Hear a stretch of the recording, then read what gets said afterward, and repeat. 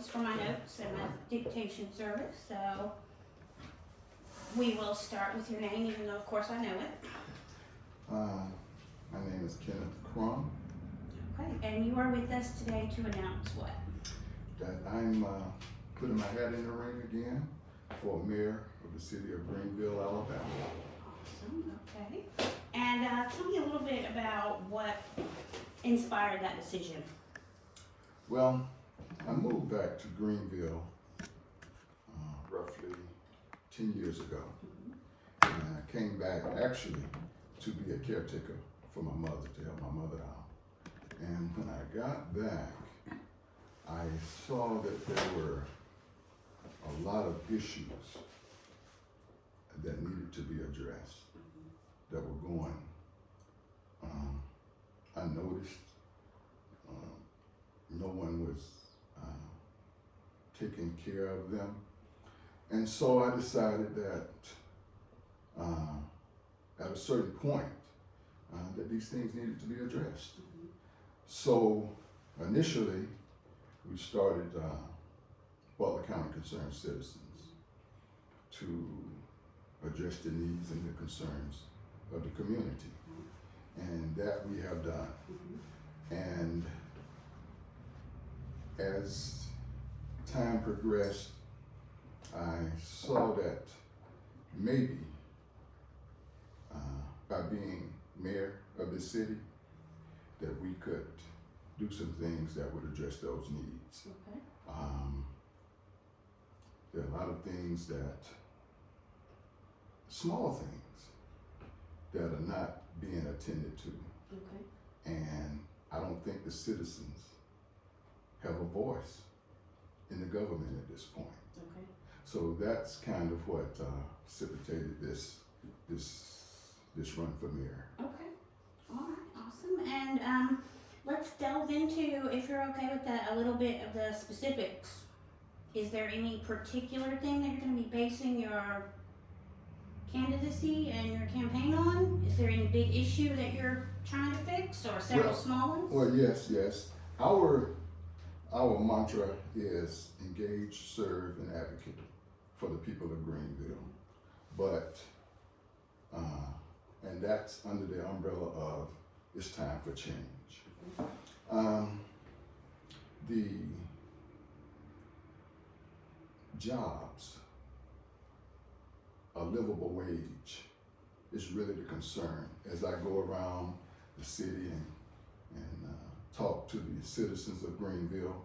That's one of the most poignant problems that they identify with. Yes, they have jobs, there are jobs here, but livable wage, that's a problem. So that's one of the things. The youth, and I'm a staunch believer in our youth being at the forefront of what we do, because we say that the children are our future, but is that just a cliche? Because what are we doing? And something as simple as giving the youth something to do socially, activities, we don't have that. When I was growing up, we had the bowling alleys, we had the parks and recreations that was really involved in all of the youth of Greenville. We had skating rinks. So those are some of the things, but I am going to, number one, workforce development. That's going to be at the forefront. Workforce development, where we have youth, we have young people that are not qualified or certified to do certain jobs. And if we want to bring those things to Greenville, we're going to have a workforce. So workforce development is going to be at the forefront, bringing jobs. And then as we bring the jobs to Greenville, livable wages. And that would be in short order. But the bowling alley, the skating rinks, increasing the activities with the parks and recreations, those are going to be some of the things that's going to be at the forefront. But economic development is going to be something that we're going to tackle. in short order. Okay. All right. And do you think that Greenville is large enough to support that kind of the services, the skating rinks, the things like that? Do you think that there's a good chance that if we get them in there, that we can keep them? Sustain. This is what I look at, Amy. I look at cities like Prattville, Wetumpka, places in Elmore counties. Those cities are just like Andalusia. Those cities are just like Greenville, but they have people, they have government, they have the citizens working together to bring those type of entities into their city. So Greenville is not unlike those cities. They are, Greenville is at one time, it was Greenville on the growth, but over the last 15, 20 years, it's like we don't want Greenville to grow. We want it to be Mayberry. We want it to be a small town with just a few people having to take advantage of what's here to be offered. So that's going to change. It's time for change, and that's going to change, and Greenville is. And the other thing, Amy, is that resources, our people, especially our youth, are our most valuable resource. So what happens is now the children, our youth, they grow up, they graduate, and if they go off to college, if they leave, they don't feel that it's anything to come back to because of the city. There's not a lot of opportunity here, but Amy, we can change that. We can have it where the children, as they go off to college, come back, they have a place of employment. We can attract the industry that would hire them based on their education, number one, but number two, college is not for everyone. So we have people that in that workforce development, where you have the welding, the industrial maintenance, the all of those types of jobs that you can get hired, but you don't have to have a college degree. And a lot of it is in high schools now, the workforce development, where you can be certified prior to graduating, and then you can go on and be your own boss. Within you could be a contract worker. So those are the type of things that we want. We want to keep our resources here after they go off to college, come back, but they have a place to come back to. Right now, that's not happening, and I don't see in the future until there's a change of that happening. We need to keep our brains, our resources of our youth and young people here. And that way we'll have a better Greenville. Because that is a common problem in smaller towns, is that the young people that are having families, they're not bringing those families here, so we're not growing in that way because they graduate, get married, and move to Montgomery or Birmingham or somewhere with all those opportunities. And it doesn't have to be like that. That can be alleviated, that can be changed, and it's just up to us having the fortitude to actually do that, to make that change, to want our youth to stay, to want our brain trust to stay here or come back here to something. No, they're not going to come back here to what we have now in terms of employment. The wages are low, and then you just have limited types of employment opportunities here in Greenville. They're not going to do it. But I've talked to several, plenty, that would like to come back to Greenville, that would like to help, but they're just not coming back. And we have to change that. No, I totally understand that. When I have, my college degree, but when we moved here to be closer to my family, my husband's an industrial maiden, so he can go anywhere. But exactly. For me, it was difficult to find a well-paying enough job to support our family. Okay, so we're gonna focus then first on getting the youth educated before they even finish high school. Bringing in new jobs, but also jobs that pay a livable wage, and coming up with something with economic, outlets to bring those people in, right? So that's what we're getting at, that's the basis here. Okay, and what is it about you, like why, I guess what I'm getting at is why should the people trust you to do this over the other potential candidates? I was born and raised right here in Greenville. Academically, I was a sound student, and as I grew and progressed through the grade levels, I became the president of my junior and senior class.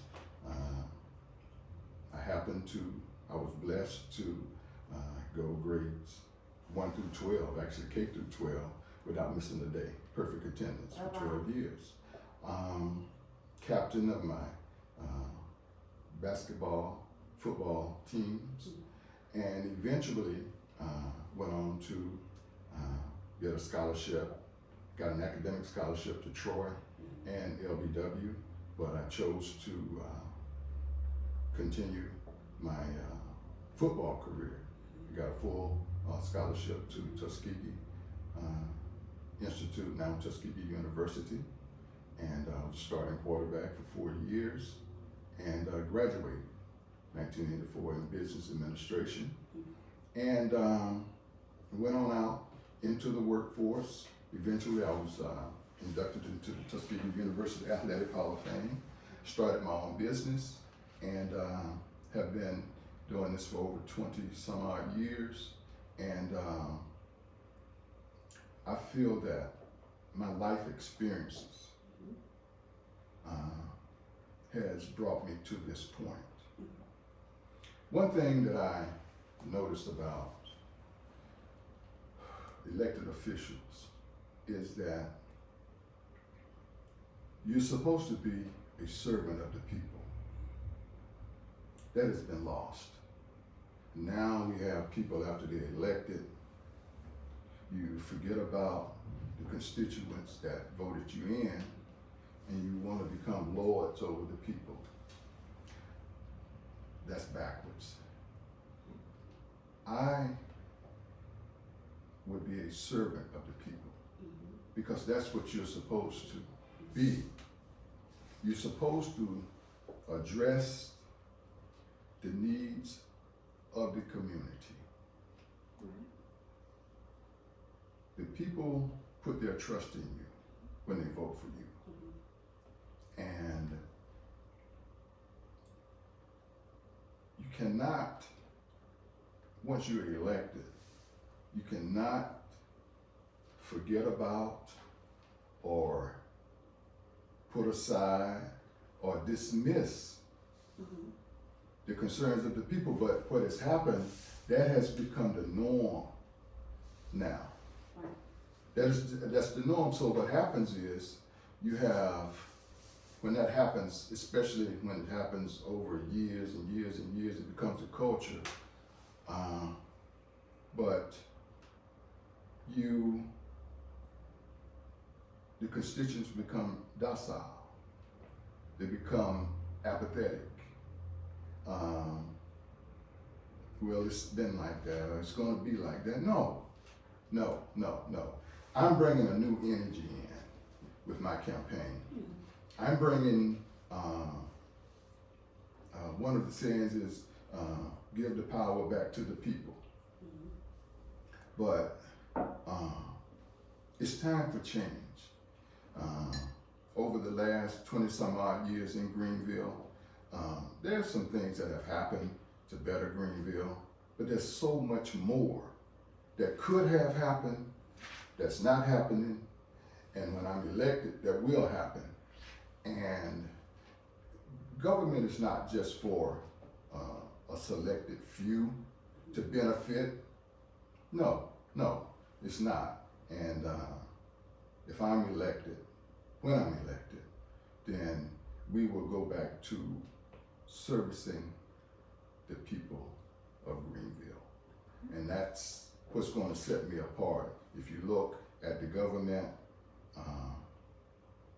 and people whisper it, people talk about it, but they feel powerless. And they feel powerless because they don't feel that they have anybody that can speak for them. And I say, I am the one that will bring change, positive change, and give the people of the community, give them their power back. Now, there has not been a town hall meeting in Greenville, I can't remember when. We're gonna have town hall meetings before and after I'm elected. That's how you get the feel of the people, what's going on in their lives, what needs to happen, what are their concerns. So we're gonna have town hall meetings. We're gonna have an administration that's gonna be transparent. And it's just a shame to see, Amy, just the people lamenting or seeming as if they have no hope. And that's where we are in Greenville right now. Yeah, you have a selected few people that are taking advantage of what's going on, but the masses of the people, black, white, indifferent, they're not. They're not, and that's going to change. And I do hear a lot of people talking about the division in town. I don't experience a lot of it firsthand, but there is a lot of talk about it. So is that something that you would address, is bringing the people together, just as citizens of Greenville and not, black, white, Democrat, Republican? Right. In order for this to work, Greenville to actually grow, we are going to have to work together. And there is a divide. And when people feel that they have no hope and no voice, then that's where that comes in. Right, it's kind of every man for himself. Yes, and it shouldn't be like that. Greenville is such a beautiful place with such potential, but a lot of the potential of Greenville, and when I say potential, I'm talking about in the citizens, the young, the not so young, have so much in them to offer that's not being realized. So I think that's going to be a part of, once we make that concerted effort to let people know that you're not marginalized, that you're not going to be pushed to the side, that your voice matters, what you think matters, how you feel matters. Once that happens, then that's going to energize the people. When you feel that you have a say-so in what's going on in your community, a say-so of what's going on in your surroundings, then you feel better about yourself, but you feel empowered. And that's what's going to bring Greenville together. When all people feel that they have a say-so, when all people feel that they have a voice, and when they are able to contribute to what's going on in their town, then you feel better about yourself. You feel better about your town. I look at what's going on in Greenville right now. I look at the school system. The school system is sitting on the Greenville high school system is sitting on an F. And it's been sitting on an F for a couple of years now. So what are we going to do as a city and as a school system to work together to change that? And when you're talking about bringing industry in, when you talk about bringing jobs in, that's one of the first things they look at, your school system. So we have to change that. And I'm going to tell you, Amy, there are such great students, such great young people in Greenville that you're just waiting for a chance of needing someone to help them, to pull out of them what's in them. I'm telling you, Amy, there are some great young people in Greenville, but their greatness is not being realized because the lack of, I would say, lack of the adults and the people that should be taking time to cultivate what's in them. I'm just so, and I love working with the young because you see their innocence, but you also see what's in them. And if it's not addressed, then you have some of the things that you have in the societies now, not necessarily in Greenville, but the things that you have in this society where the youth are striking out, the youth that feel that they don't have a voice, the youth feel that no one cares about them. So we have to change that, and that's going to be one of my top priorities. Okay. Because there's such, Greenville, I'm telling you, is such a beautiful place. And when I say Greenville, I'm talking about the people of Greenville. And their dreams, their aspirations are not being realized. So when that happens, when your dreams and aspirations are not realized, then you look differently at yourself. And that's where inferiority complexes come in. You look at yourself as not adequate enough. But we want to change that, Amy, and we can change it, and we are going to change it because we have to. And in order for Greenville to grow, to prosper, and to be better for all people, then that must happen.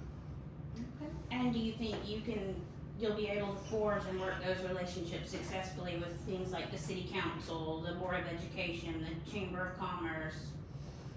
This is what I see, Amy. I see once you have a mayor, speaking of myself, that is going to energize and motivate and revitalize what's in the people. When the people get activated, then all those things, the city council will come into, they'll come into order, the chamber of commerce, everything at the top will work together then because you're going to get the groundswell from the people to want that to happen. And that's where I am, Amy. Nothing is going to happen outside of the people being empowered. And that's what I'm going to do. I'm going to empower the people. You are in charge. You have to make known your feelings, the way you feel about things, the way what you want to go on in your city. You have that power. So once that happens, Amy, yes, the city council, the chamber of commerce, all of those other entities, they're coming into order. Okay. So for you, this is not just a campaign, this is your home and you care about these people and what happens to them. Exactly, Amy. There's no way, Amy, I can't emphasize this enough. As a leader, as a elected official, as a person that's in leadership, whether it's you're a pastor, whether you're a teacher, your job is to serve. It's to serve. And who are you serving? You're serving the people that you're so-called over. You're serving the people that are looking up to you. You're serving the people. So, no, it's just not, I'm just not, coming by Greenville and waving. No. I'm woven into the fabric of Greenville. And I know I went away for a while, but I'm back now. But my father, who was the first black county commissioner in this county, Jimmy Crum, his mentality, because he didn't come from the upper echelon, he was with the people. And so as I travel throughout the city and throughout the counties now, they tell me about my father and what he was doing and how he helped them. So that's where this service comes from. That's where that mentality that I have comes from. Because you have to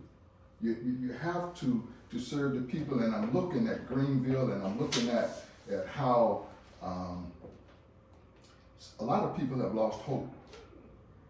And when you lose hope, then that's a dangerous place to be in. Okay. So between now and August, are you going to be conducting these meetings, these town halls, to figure out what the people want and to see, how it's tracking and guidance and stuff like that? Right now, Amy, we've charted out our campaign from now all the way to August.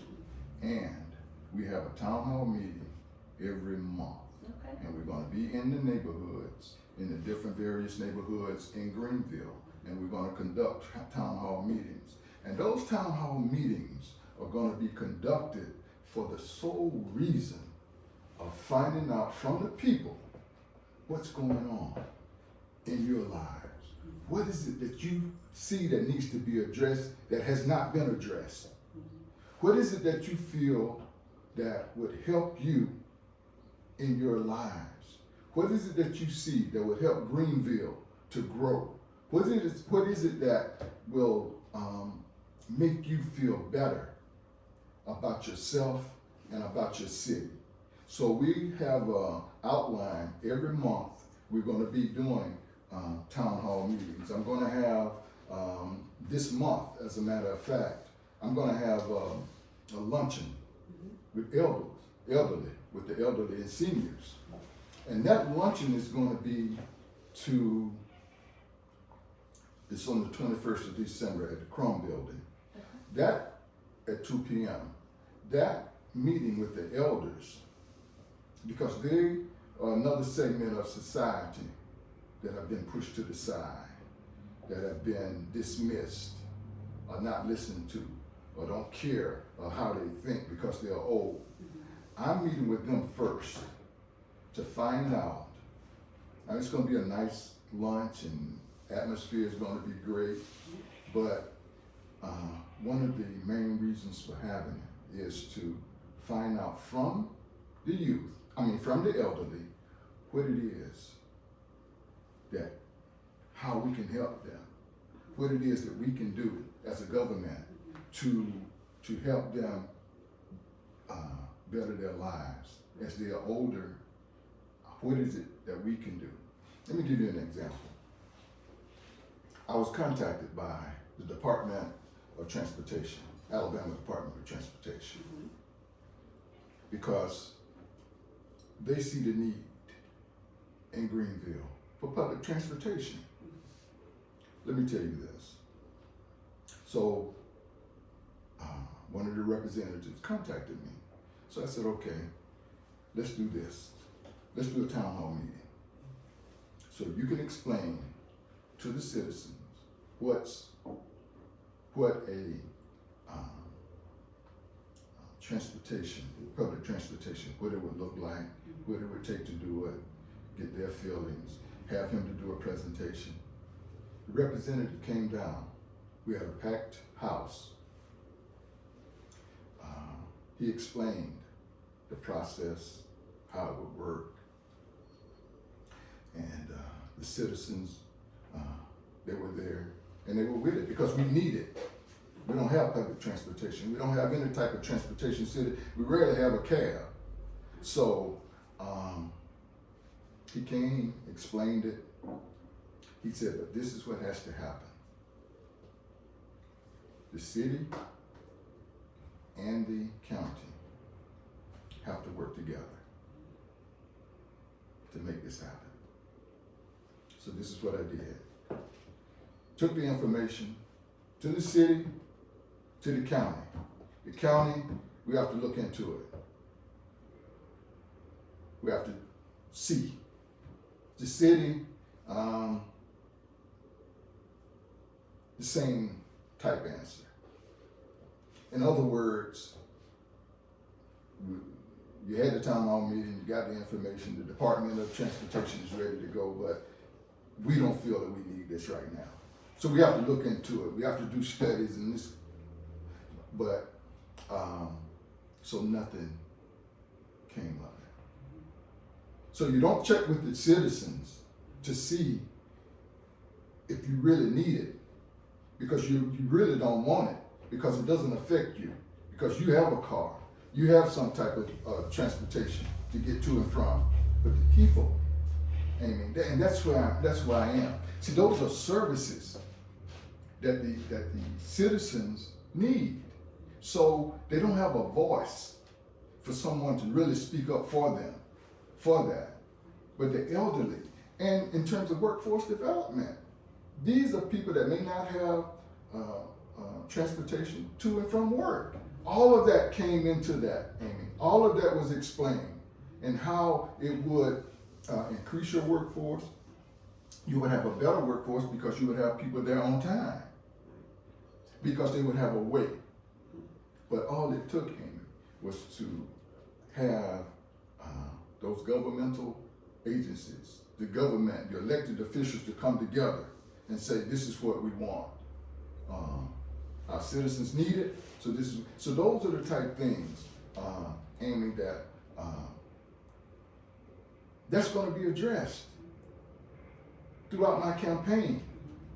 You cannot marginalize the citizens. You can't do it. But that has become the norm, because instead of service, we're the lords over you. We know what's best for you. You don't know what's best for yourself. What you're feeling is if you were sick, if you're ailing, your ailments they don't matter. I'm not concerned about you as an individual. I'm not concerned about you. What I feel in my mind that you need, regardless of what you think you may need, if I don't think you need it, if I don't think it's good for you, if I don't think, then it goes unaddressed. Okay. And that's sad. That's sad. So I'm the total opposite of that. And once, Amy, I get this message across to the citizens, then they're going to be on board. We have a first class, top of the line campaign, and our strategies and our the way that we're going to run this campaign is they're not going to be, the citizens are not going to be shortchanged. It's going to be a long, arduous process, but we can make it happen and we can get it done this time. Okay. And how can people keep up with your campaign and follow what you're doing? There are a couple of ways. First, we have a website, www.kennethcrum.com. It gives the platform. There's a section there for Meet KC, which is myself. You learn more about who I am. If you want to donate to the campaign, just www.kennethcrum.com. And we're going to be in the streets. You're going to see us door to door. You're going to see us in the streets from now to August, and we're going to be out letting the people know, because it's not going to be easy. You have someone that's been in office for over 20 years. That says a lot. It says a lot about the people, and it says a lot. And for no more to be getting done than what's been done in this city. So a change needs to be made. I'm the one for the job, and we're going to give the power back to the people. Okay, perfect. Well, I think unless there's anything else you want to add, I think that gives me a great foundation. Okay, all right. Well, I just want to let the people know that I'm a person that truly believes in Greenville. I believe in the people of Greenville, and that's the people of Greenville are our most precious resource and asset, and I want to be a servant to the people of Greenville. Awesome. Thank you so much. I appreciate your time today.